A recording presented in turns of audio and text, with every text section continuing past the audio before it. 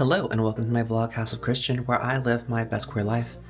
It has been a while since I've vlogged, so I thought today would be a good day to vlog. I have a lot going on. First up this morning, I am currently scheduling out posts for the next, 15-20 days. If you don't follow my podcast already, which you should, if you're obsessed with Christina Aguilera, it's called Genie in a Podcast. I'm currently trying to do a campaign with the rest of the fighters. We're trying to get Dirty to the #1 spot on any chart. So I put together a bunch of posts. I'm scheduling them out. And then today I have 3 interviews because one of them was rescheduled from yesterday because they had some kind of emergency. A second, I gave a time for today before the other one was rescheduled. They chose today. And then the third was already for today. 2 of them are online and 1 is in person, and each one of them has a different aesthetic. So 3 different outfits. Also tonight, if I wasn't already doing enough, I have my queer mixer meetup. So we have a lot going on today. This is the setup for my first interview. Pretty casual shirt, and then always a blazer to top it off. I'm totally wearing my pajama shorts, but it's a Zoom interview, so who cares? And we have a light dusting of makeup, so I think it'll look great. So I'm gonna go study the job description. Wish me luck. So that interview went really well, I think. They said potentially I was gonna have to do 2 to 4 other interviews for this position. So it might be a while. The next one is a part-time position. It's at a coffee shop, and coffee is something that I really love. And eventually, I hopefully want to open a coffee shop. So that is my next interview. I'm already melting because it's really hot here in Texas, so I don't know if I'm gonna wear this makeup. Oh, also, despite it being a really good interview, it was funny because at some point, right before, there were solicitors coming in and they were door-to-door people, I think Jehovah's Witnesses. They were coming to spread the word of the Lord. And then at some point during the interview, the trash people decided they wanted to come, and they usually come earlier, but it was very loud. Oops. So it turns out this mic wasn't connected that whole entire time, which is great. I'm very hungry, and my next interview isn't for an hour and a half, so we're going to Chipotle. This is the outfit for the second interview. Is it giving country western? Because that was what I was intending and going for. Okay, wish me luck again. Okay, so I just finished the interview. This lip definitely looks way more saturated on film on this camera than it is in real life. Trust me.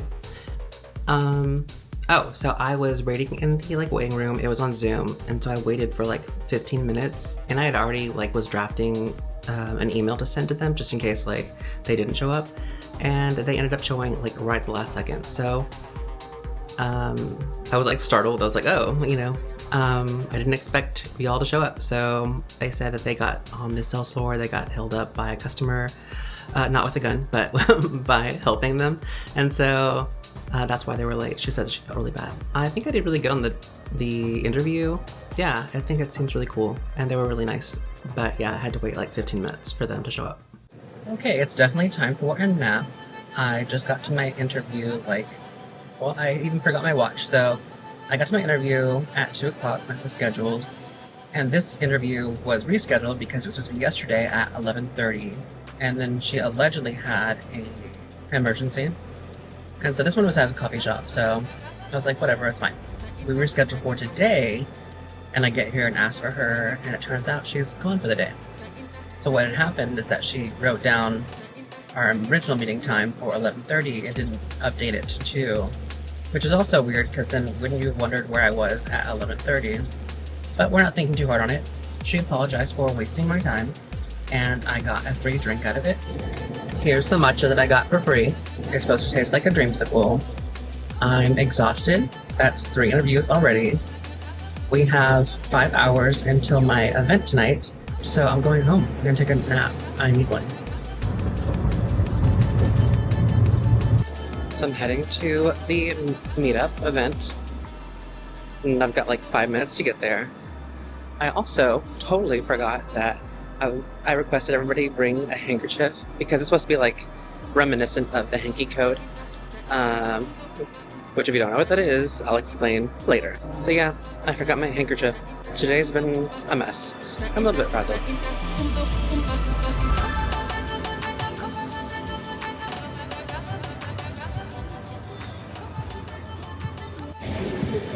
Here I am, under the Crown Pavilion, as requested. It is 7 on the dot. Hopefully somebody shows up. If not, that means I get it home, because I'm really exhausted. Alright, let's end this vlog. So I ended up having my meetup. It was a queer event in Dallas, and the first one was called Cruising Katy. Katy Trail is a trail in Dallas that just everybody goes to apparently now, but Rivershore Park, which is at the end of it, was known, and is still kind of known, I guess, as a cruising spot for the gays. And so it was called Cruising Katy. Eventually, because Katy Trail is super packed with other people having their own like meetups, walks, runs, whatever. So then I decided to change it, and we had it at Clyde Warren Park, which is a nice like urban park in the city center. And as you saw, only one person ended up coming to my meetup. It was nice that somebody showed up. Also, I was really exhausted that day. Yeah, only one person came, but it was great. Like, we had a great conversation. We talked for like 4-ish hours. It was nice to get to know them. It was kind of disappointing that more people didn't come out. And then also, everybody's always saying that Dallas doesn't have like things to do, or there's not enough queer spaces. But also, people don't show up whenever things do happen or there's things to be had. One of the posts on TikTok had like 11,000 views, and I was excited just to see like who would come out. So yeah, just one person came out. We exchanged numbers, and we're gonna keep in touch.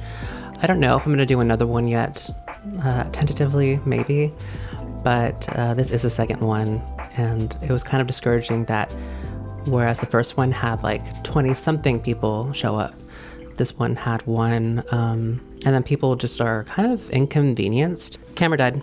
So as I was saying, people are kind of like inconvenienced to, or people don't want to be inconvenienced, but they also want that community. There were comments on my original post about the meetup saying that it's too hot, or a lot of excuses, which like some of them are, were valid if they're too far, but also like somebody was interjecting their opinion of like, he's not going because he's gone to similar events before. It's just like a waste of money and gas and time because all Dallas gays are the same. Like, that's such a gross generalization. Well, I intentionally used the word queer to encompass the entire community, but also I feel like with the word queer, you get different personalities, especially like in Dallas, than what you're used to getting with just saying gay. So I feel like it's more welcoming. And so that's what the meetup was supposed to be. I might try again. I don't know. I'm also very busy. And as we know, I'm unemployed, so I need to concentrate on looking for that work. Well, thank you for listening. And if I have another queer meetup here in Dallas, I hope you'll come. See you in the next vlog.